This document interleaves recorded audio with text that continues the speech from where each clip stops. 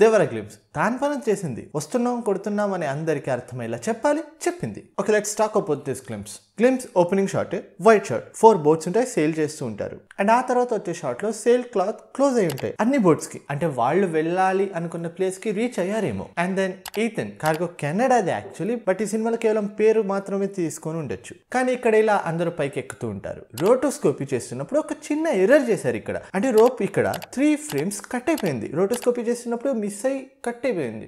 And rotoscopy is very tough job. It's like the nightmare for editors అన్నమాట. అంటే CJ team వాళ్ళు ఏదైనా edit చేస్తారు, కానీ ఎంత ఎక్స్పీరియన్స్ ఉన్నా 20-30 years ఎక్స్పీరియన్స్ ఉన్న రోటోస్కోపీ అంటే ఎవరికి నచ్చదు. ఎంత పర్ఫెక్ట్ గా చేసినా ఏదో ఒక మిస్టేక్ ఉండిపోతుంది.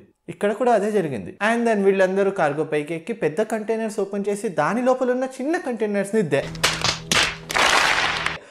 తీసుకెళ్లిపోతారు. కానీ అవి కింద పడినప్పుడు సౌండ్ రాకూడదని రోప్స్ అండ్ నెట్స్ ని యూజ్ చేశారు.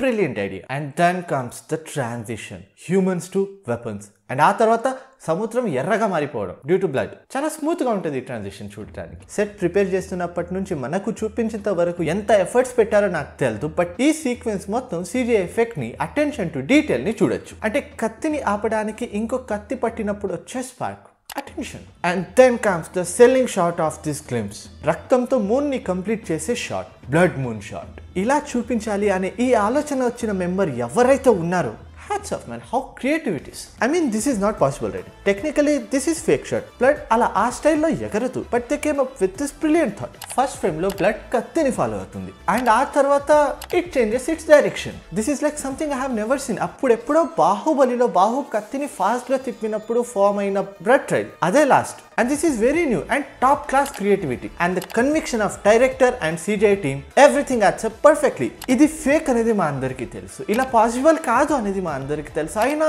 మాకు అర్థం అవుతుంది.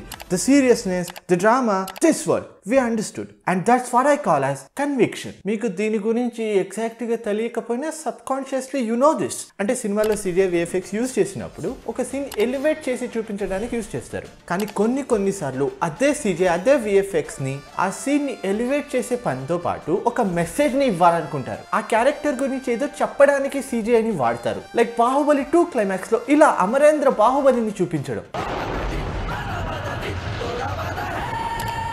అంటే ఇంతవరకు ఇదొక సీన్, ఇది చూసిన తర్వాత this is not just a scene, this is more than it, this is art. అంటే ఈ థాట్ ఎవరికి వచ్చిందో కేవలం బ్యాడాస్ గా చూపించాలి అనేది ఒక్కటే కాదు, ఆ క్యారెక్టర్ గురించి, ఆ వరల్డ్ గురించి ఇంకేదో చెప్పాలనుకుంటున్నారు, అందుకని ఇలా చూపించారు. అండ్ ఆ సీరియస్నెస్ ఇప్పుడు మీకు అర్థమైంది అని అనుకుంటున్నాను నేను. అండ్ దెన్ తారకన్న డైలాగ్, ఈ సముద్రం చేపల్ని కంటే కత్తుల్నే నెత్తుర్నే ఎక్కువ చూసి ఉండాలి, అందుకనే దీన్ని ఎర్ర సముద్రం అంటారు. చెప్పింది ఒక్కటే డైలాగ్ అయినా 5 languages లో కూడా స్వంతంగా డబ్ చేశారు, ఇంక్లూడింగ్ మలయాళం. యూనో మలయాళం అమ్మాయిలు అయితే చాలా బాగుంటారు, I know that, but Malayalam language అయితే స్పీక్ అవడానికి చాలా కష్టం. అయినా జూనియర్ ఎన్టీఆర్ గారు did it by himself and it's perfect too. Hats off. ఇలాంటి efforts I expect from actors. Even Anirudh కూడా, we all know he'll be the second hero of the cinema. Anirudh music, Anirudh గురించి worry అవడం అసలు అనవసరం. He'll definitely do his best. And makers of Devara are very sure about this world. And yeah, నాకు భయం అయితే ఉంది. కొరటాల శివ గారు ఆచార్యాన్ని కూడా ఒక డిఫరెంట్ వరల్డ్ లోనే సెట్ చేశారు, but we know what happened there. He failed there.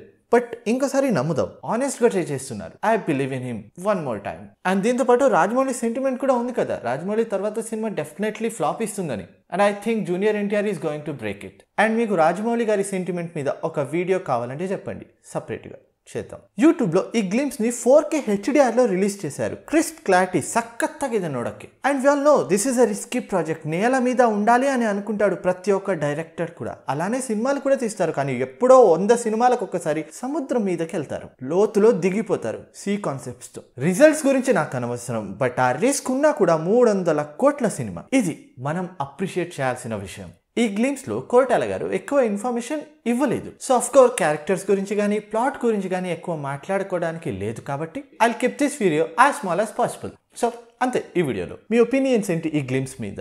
Trailer లో మీకు నచ్చిన పాయింట్ ఏంటి కింద కమెంట్ సెక్షన్ లో చెప్పండి. అండ్ నా జాతి రత్నాలు అయితే వీడియో క్లిక్ చేసి ముందే లైక్ చేసేస్తారు, కానీ న్యూ పీపుల్ కి షేర్ చేయండి, వాళ్ళకి కూడా చెప్పండి లైక్ షేర్ చేయాలి అని. అండ్ ఇంతవరకు చేసుకోలేదంటే I'm telling you again, subscribe button available here, you can press this. తర్వాత అబ్రకడాబ్రా అయిపోతుంది. నేను కొంచెం షో ఆఫ్ బిల్డప్ ఇచ్చుకోవాలి కాబట్టి ఇవి నా సామాజిక ప్రసార ఖాతాలు, ఫాలో చేసుకోండి. I want numbers there. మీకు తెలీదు కానీ ఇంత ఆనెస్ట్గా ఎవడు ఉండడు. See in the video soon. Bye bye.